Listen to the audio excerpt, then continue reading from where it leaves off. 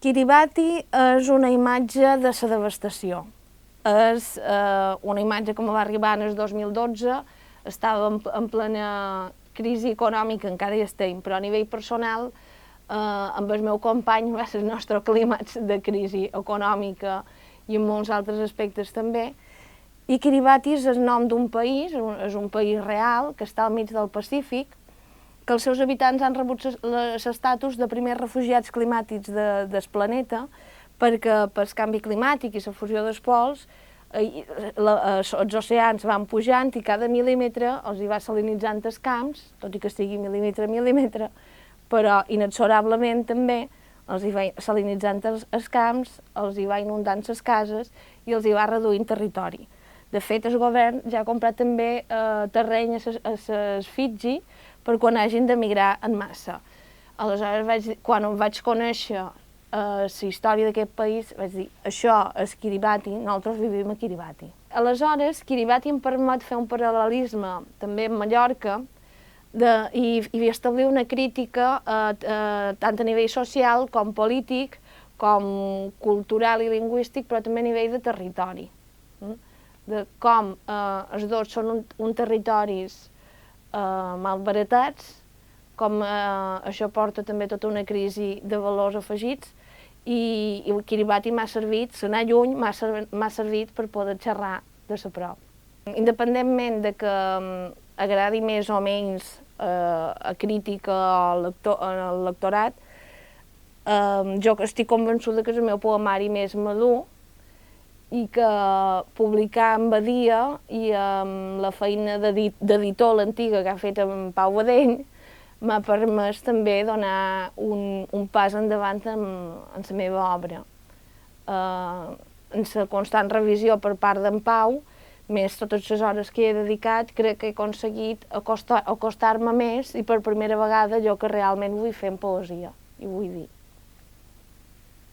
No sé si la insularitat afecta sempre a l'hora d'escriure poesia, però en aquest cas concret a l'hora d'escriure aquest llibre sí que per jo era molt important. Jo fins aleshores, fins en aquest llibre, no havia xerrat mai de la meva identitat com a mallorquina, fa ja de 7 o de 8 anys que visc a Catalunya, i no m'havia estat ni important ni havia tingut un pes esmentable a la meva obra. També he fet un canvi radical en el poemari anterior, parlava des del propi cos, i era un poemari des del cos, que xerrava des del cos individual, físic, no? Però sí que ja tenia la necessitat de passar a xerrar del cos social,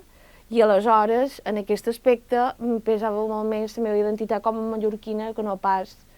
com a catalana, que sempre serà d'adopció. Bé, ara mateix crec que hi ha una explosió com mai en el terreny poètic, si més no a nivell d'activitat pública. Jo no sé si s'escriu més que abans, potser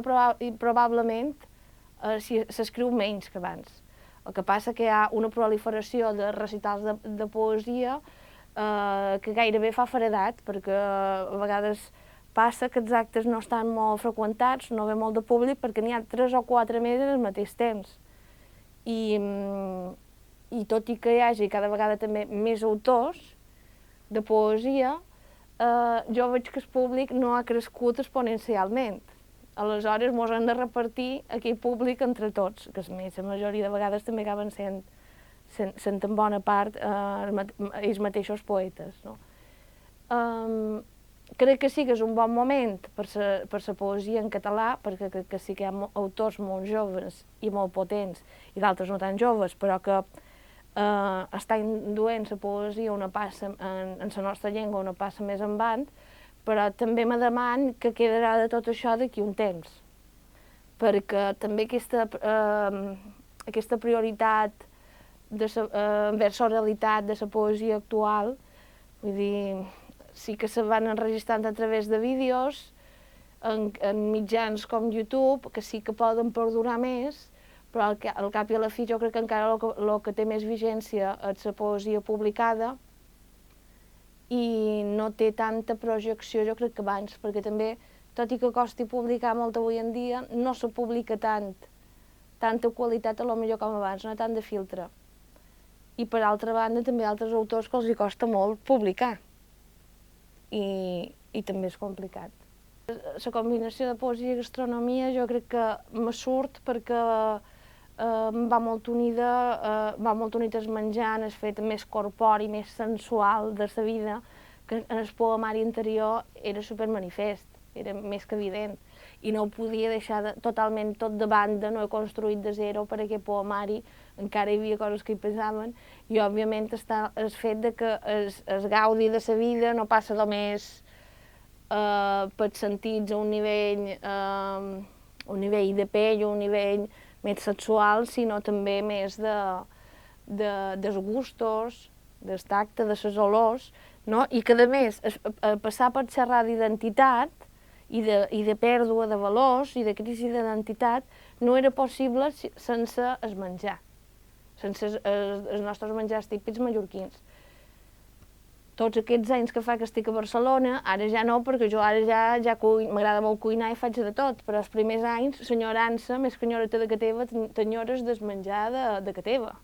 el menjar de sa mare. Allò sí que és que teva, quan sents aquelles olors familiars, mengívoles, que te tornen a despertar fins i tot les ganes de viure. Això és el que ens apassiona i no podem separar identitat de menjar, jo crec. Seguint amb el tema del menjar, amb tallers de cuina i literatura, i ara ja més aplicats a cuina i literatura. Un dels autors que trac més és, per exemple, en els tallers, que vincula també totalment a escriure poesia en el gaudi del viure a través dels sentits, del gust i del tacte, del menjar, etc. I que també és una bona manera d'atreure la gent cap a la poesia, al públic. Perquè a lo millor no aniran a una xerrada sobre poesia, però si els aprofites per ensenyar-los unes receptes i després hi ha una degustació de bona menjar, tothom s'apunta i és un èxit assegurat.